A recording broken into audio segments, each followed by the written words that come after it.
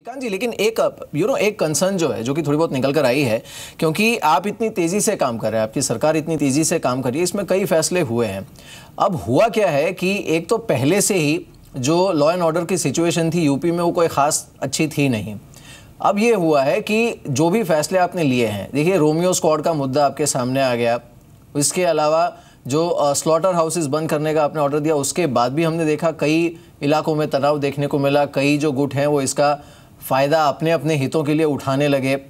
पहले इन दोनों मुद्दों पर आपका व्यू क्या है? क्या इसे थोड़ा बेहतर तरीके से इम्प्लीमेंट किया जाना चाहिए था, लोगों को खुली छूट मिल गई, या फिर इसका गलत तरीके से इस्तेमाल किया गया, इंटेंट हालांकि सही था?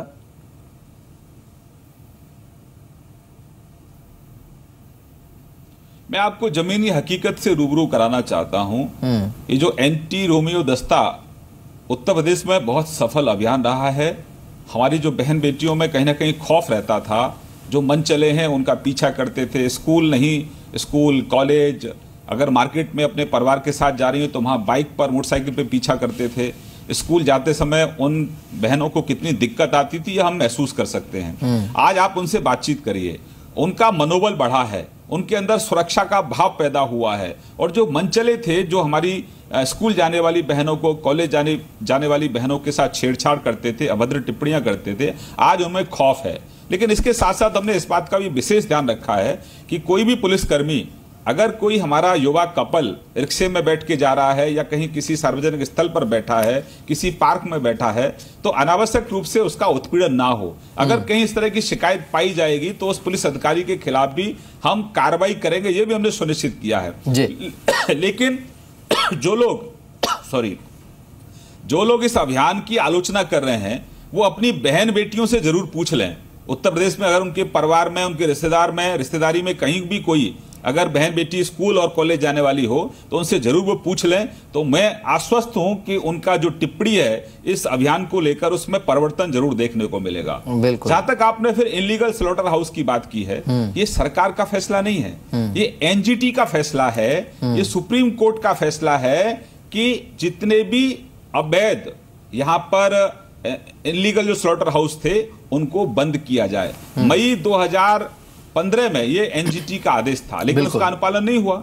अब ये सरकार तो कानून से चलने वाली सरकार, हम उसका अनुपालन कर रहे हैं। आप संतुष्ट हैं कि लॉ एंड ऑर्डर सिचुएशन इस समय पूरे यूपी में जैसी है? श्रीकांत जी, खुले में उसको बेचेगा, उसमें मच्छर भी है, मक्खी भी है, आप मरे हुए जानवरों का मीट लोगों को खिलाएंगे क्या? बिल्कुल नहीं, ये बात सही है आपकी। इस समय संतुष्ट हैं आप लॉ एंड ऑर्डर सिचुएशन जिस तरह की है पूरे उत्तर प्रदेश में उससे, या अभी और सुधार की गुंजाइश है? अभी तो और दुरुस्त करना है, अभी दुरुस्त और करना है, क्योंकि जो मनोस्थिति है वो पुरानी है अभी। तो अभी शासन प्रशासन को भी चुस्त करना है, और जो अपराधी प्रवृत्ति के लोग हैं, हम तो कह रहे हैं कि या तो अपराध छोड़ दो, नहीं तो उत्तर प्रदेश की सीमा छोड़ दो। ये सरकार अभी और सख्त होने वाली अपराधियों इसमें पर कठोर कार्रवाई होने वाली है। देश में पुलिस में जो लोग हैं, जो महकमे के लोग हैं, उनकी भी साठगांठ अगर अपराधियों से है तो वो भी उसको ठीक कर लें, नहीं तो उनके खिलाफ भी कार्रवाई होगी। ये ब्यूरोक्रेसी में और भी भारी पैमाने पर बदलाव की जरूरत आप देख रहे हैं क्या उत्तर प्रदेश में? क्योंकि जो 15 सालों से चला आ रहा था, उसे वो ढांचा जो है वो अपने आप में इतना जर्जर है और अपने आप में कहीं ना कहीं इतना दूषित है कुछ हद तक, इसे बदलने की जरूरत महसूस कर रहे हैं?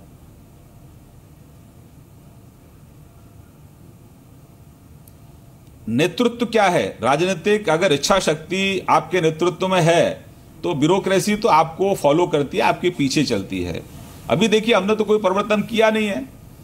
एंटी रोमियो दस्ता का मैंने आपको बताया, जिक्र किया, आप अपने यहां पर जो आपके रिपोर्टर है उनसे भी पूछ सकते हैं। जो मई 2015 में जो इलीगल जो स्लॉटर हाउस है वो बंद होने चाहिए तो वो अभी बंद हुए। हमने तो उसी व्यवस्था के साथ काम कर रहे हैं। अभी हम शहरी क्षेत्र में 24 घंटे बिजली देने का काम उसी व्यवस्था से कर रहे हैं। 18 घंटे गांव में बिजली देने का काम उसी व्यवस्था से कर रहे हैं। अभी हमने नवरात्रों में उसी व्यवस्था से 24 घंटे बिजली दी है। अभी हम स्कूल में, और जो बच्चे हमारे एग्जाम दे रहे हैं, हमारे मित्र, उनको भी उसी व्यवस्था से हम लोग बिजली दे रहे हैं। तो व्यवस्था वही है, लेकिन फर्क पड़ता है कि उसका नेतृत्व कौन कर रहा है। तो एक मजबूत नेतृत्व आज केंद्र में है और एक मजबूत नेतृत्व उत्तर प्रदेश में है। तो मैं मानता हूं कि अगर आपका पॉलिटिकल विल आपके अंदर है तो व्यवस्था आपके पीछे पीछे होती है, व्यवस्था आपको फॉलो करती है। बिल्कुल। फिर भी अगर कहीं कोई जनहित के कार्य में अधिकारी अड़चन पैदा करने की कोशिश करेगा तो अवलंब हम सिर्फ उसका ट्रांसफर ही नहीं करेंगे, बल्कि ऐसी स्थिति करेंगे कि उसको सलाखों के पीछे जाना पड़ेगा। तो इस सरकार में कहीं कोई मुरियत नहीं है, मान सम्मान सबका है, सम्मान सबको मिलेगा, लेकिन अगर जनहित के कार्य में कोई बाधा उत्पन्न करेगा तो उसके खिलाफ हम कार्रवाई करने से भी नहीं चूकेंगे। मैं अब प्राइवेट स्कूल्स के मुद्दे पर आता हूं, क्योंकि इस पर भी जो कदम आपकी सरकार ने उठाया है वो काफ़ी अहम है और कुछ हद तक प्रोग्रेसिव कदम है। ये जो प्राइवेट स्कूल्स से ब्यौरा मांगा गया है, पाई का हिसाब मांगा गया है, इसे क्या जो प्राइवेट स्कूलिंग सिस्टम है यूपी का, जिसमें जाहिर सी बात है काफ़ी करप्शन है, जैसे हम पूरे देश में देखते हैं, और काफ़ी हद तक मनमानी है, लोगों से पैसे ऐंठे जाते हैं, चाहे वो डोनेशन के लिए हो या फिर सीट्स दी जाती हैं पैसे लेकर। ये इस दिशा में स्कूलिंग सिस्टम और एजुकेशन सिस्टम जो है यूपी का, उसके क्लीनअप की दिशा में क्या इसे हम पहला कदम माने?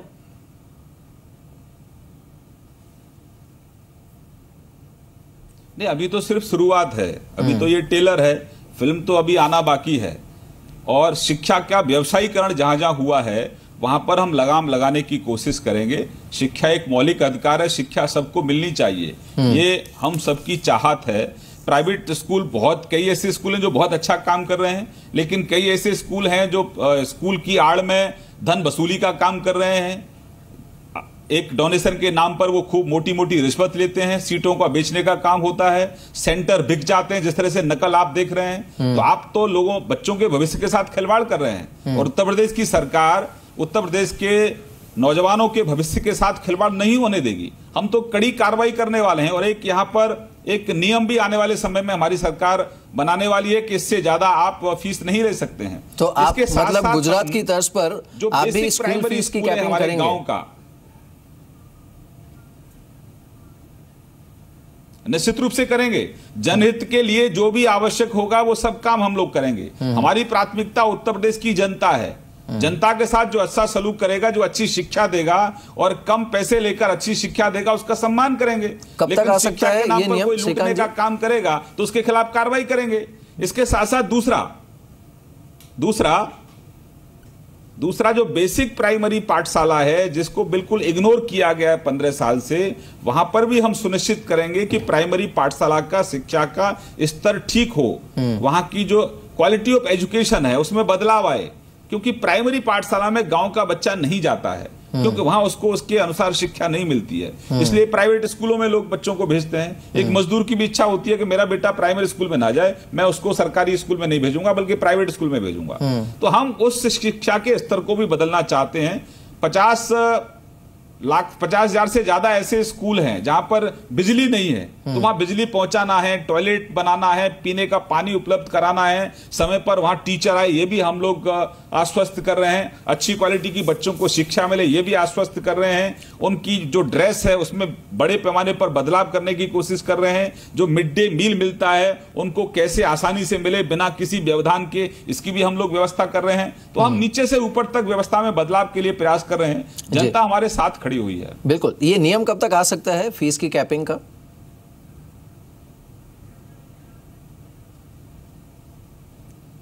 अभी बहुत जल्दी। आप देखिए, मैंने कहा अभी तो सिर्फ टेलर है, फिल्म तो बाकी है। कई ऐसे विभाग हैं जो बिल्कुल मुख्यमंत्री जी के रडार पर हैं, वहां बहुत जल्दी मुख्यमंत्री जी कठोर फैसले लेने वाले हैं, बिल्कुल जनता के हित में। श्रीकांत जी, और एक मुद्दा है जो कि सीधा जनता से जुड़ा हुआ है और जनता खुद परेशान है। आप नोएडा, ग्रेटर नोएडा में कहीं भी जाकर देखिए, जिस तरह से लोग या तो घर खाली पड़े हुए हैं या तो घर बने ही नहीं है, उसे खरीदने वाले परेशान हैं। और कई सालों से जो होम बायर्स हैं उन्होंने इसे भुगता है। अब कभी बिल्डर्स की और प्रशासन की मिली भगत रही है, कभी बिल्डर्स ने हाथ खड़े कर दिए हैं कि उनके पास पैसे नहीं है। इसमें आखिरकार भुगता है एक आम आदमी ने, जिसका सपना होता है कि मेरा खुद का एक घर हो, और जिसके लिए कई बार वो अपनी ज़िंदगी भर की कमाई भी लगा देता है और बड़े से बड़ा कर्ज लेकर भी कोशिश करता है कि इसके सर पर एक छत आए। अभी भी इनफैक्ट एज वी स्पीक इस मुद्दे पर नोएडा में काफ़ी वाद विवाद भी चल रहा है, बातचीत भी चल रही है। कल ही इनफैक्ट और एक जो बहुत नामी गिरामी बिल्डर हैं नोएडा के, उनके खिलाफ भी FIR दर्ज हुई है। आपके पास इसका क्या सल्यूशन है? आपका विजन क्या है इसे लेकर? ये बिल्डर्स की मनमानी और जो खरीदार है वो जिस तरह से भुगत रहा है इसे। देखिए, केंद्र सरकार एक बिल लेकर आई है केंद्र सरकार एक बिल लेकर आई है, उसका अनुपालन ठीक से हो, हमारी चिंता तो यही है। दूसरा क्या, अभी तक जो होता रहा है कोई प्लानिंग नहीं है, बिना किसी प्लानिंग के कहीं पर भी आप कॉलोनी काटते हैं और फिर उपभोग उसमें जो रहने वाले लोग हैं उनको दिक्कतों का सामना करना पड़ता है। हमारे प्रदेश में कई ऐसी अनऑथराइज कॉलोनीज हैं जहां बिजली की लोगों को दिक्कत आती है, तो लोगों को बहुत सारी दिक्कतें हैं। हम धीरे धीरे उन सभी दिक्कतों के समाधान पर लगे हैं और ये जो आप समस्या बता रहे हैं बिल्डरों की और जिसमें जो कंज्यूमर है उनकी, इसका भी सॉल्यूशन कुछ ना कुछ निकालने की कोशिश करेंगे, जिससे कि जो बिल्डर लॉबी है वो लोगों का शोषण ना करे, लोगों को बहकाकर उनका पैसा ना लेकर जाए। जिस रेट पर उन्होंने अगर मकान देने का कहा है तो उस रेट पर उनको मकान मिले, उनका कहीं उत्पीड़न ना हो। केंद्र सरकार एक बिल लेकर आई है, उसका अनुपालन हमारे प्रदेश में, उसकी भी हम लोग चिंता कर रहे हैं। बिल्कुल। और एक चीज़ जो हुई है अभी हाल ही में, हमने देखा कि शराबबंदी को लेकर, देखिए बिहार के बाद मध्य प्रदेश, छत्तीसगढ़, इन सब ने भी संकेत दे दिए हैं कि वो स्टेज वाइज चरणबद्ध तरीके से इसे लागू करना चाहते हैं। पहले कुछ इलाकों में होगा और इसे लेकर पूरी उनकी तरफ से गाइडलाइन भी आ सकती है। आपका विचार इस पे क्या है? यूपी में ज़रूरत है इसकी?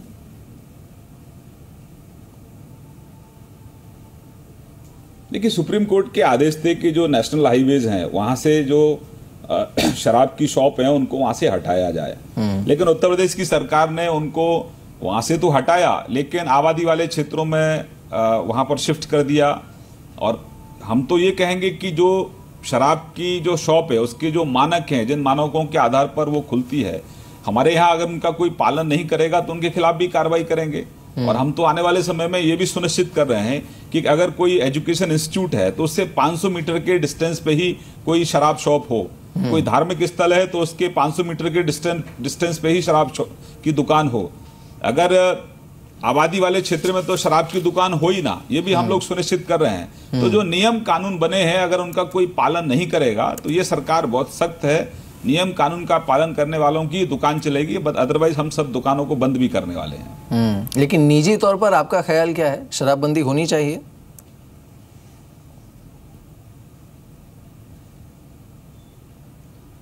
देखिए, हम तो शराब, अभी हमारे यहाँ तो शराब बिक्री पर एक खुली आजादी नहीं है कि आप कहीं पर भी बेच लें। जहां आपको लाइसेंस मिला है आप वहां बेचिए, और जो जिन मानकों के आधार पर आपको लाइसेंस दिया गया उनका अनुपालन करिए। लेकिन अगर आप लाइसेंस की शर्तों का अनुपालन नहीं करते हैं तो आपके खिलाफ हम कार्रवाई करेंगे। अभी तक तो हमारा मत यही है। बिल्कुल। चलिए, एक आखिरी सवाल होगा आपसे श्रीकांत जी। 15 साल का बैकलॉग है आपके पास, जैसे आपने खुद कहा कि काफ़ी जर्जर अवस्था में आपको पूरी सिस्टम मिली है। इतनी जल्दी से इसे सुधारने की जो कोशिश आपकी तरफ से हो रही है, जिसकी काफ़ी तारीफ भी हो रही है, और इनफैक्ट आपकी यूपी सरकार ने बाकी कई राज्यों की सरकारें ऐसी हैं जिस पर मॉरल प्रेशर क्रिएट कर दिया है। जब आपने फार्म लोन वेव किया तो महाराष्ट्र में आवाज़ उठने लगी कि यहाँ पर भी फार्म लोन वेवर होना चाहिए। आपने इतने सारे कड़े कदम उठाए, उसके बाद हमने देखा एमपी और छत्तीसगढ़ ने इंडिकेट किया कि वो भी शराबबंदी करना चाहते हैं। अलग अलग इस तरह के फैसले हुए हैं, लेकिन एक होता है फैसला करना, दूसरा होता है इसे ज़मीन पर एफिशिएंटली एग्जीक्यूट करना। इसके लिए आपका प्लान क्या है, रोड मैप क्या है? देखिए, मैं छोटा सा एग्जांपल आपको फार्म लोन वेवर का ही देता हूँ। 2-3 आंकड़े मिलाकर ही अगर आप देखेंगे, क्योंकि आप पावर क्षेत्र से हैं, आप देखिए जो इलेक्ट्रिसिटी बोर्ड का नुकसान है यूपी का वो 70,000 करोड़ से ज़्यादा है, जो कर्ज है वो 53,000 करोड़ से ज़्यादा है। ये दोनों आंकड़े और इसमें फार्म लोन वेवर का आंकड़ा मिलाकर अगर हम देखेंगे तो ये ही 1.5 लाख करोड़ के ऊपर हो जाता है। और ऐसे तो और अभी कई चैलेंजेस होंगी, जैसे आपने खुद कहा, चाहे वो स्कूल से जुड़ी हो, बिल्डर से जुड़ी हो। अब यूपी आर्थिक तरीके से या फिर मापदंड पर अगर देखा जाए तो बहुत सक्षम स्टेट नहीं रहा है अनफॉर्चुनेटली। आपका गेम प्लान क्या है इसे बदलने का? नई इंडस्ट्रियल पॉलिसी के बाद भी जब कभी वो आएगी, इस सिचुएशन को आप रिवाइव होती देख रहे हैं?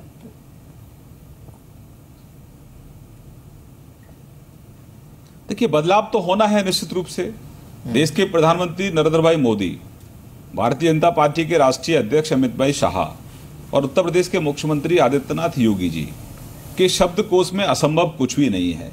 और हम चुनौतियों को सफलता में तब्दील करना इन तीनों नेताओं की बहुत बड़ी उपलब्धि है और खूबी भी है। तो हम चुनौतियों को सफलताओं में तब्दील करते हैं, अब तक हमने किया है, और जनता का आशीर्वाद रहेगा तो हम इनको भी करेंगे आगे। जनहित के लिए कहीं पर भी कोई रुकावट नहीं आएगी। जनहित के लिए जो भी कड़ा फैसला हमको लेना होगा हम लेंगे। और इन्हीं सब सेक्टरों में जिनका आप जिक्र कर रहे हैं, इन्हीं सब सेक्टरों की आर्थिक स्थिति हम लोग सुधारेंगे बिना किसी के उपभोक्ता पर वजन बढ़ाए, वजन डाले। आप समय देखिए, समय आएगा और समय बताएगा कि हम किस तरीके से उत्तर प्रदेश को आगे ले जा रहे हैं। बिल्कुल। चलिए श्रीकांत जी, बहुत बहुत शुक्रिया हमारे साथ इस बातचीत में शामिल होने के लिए।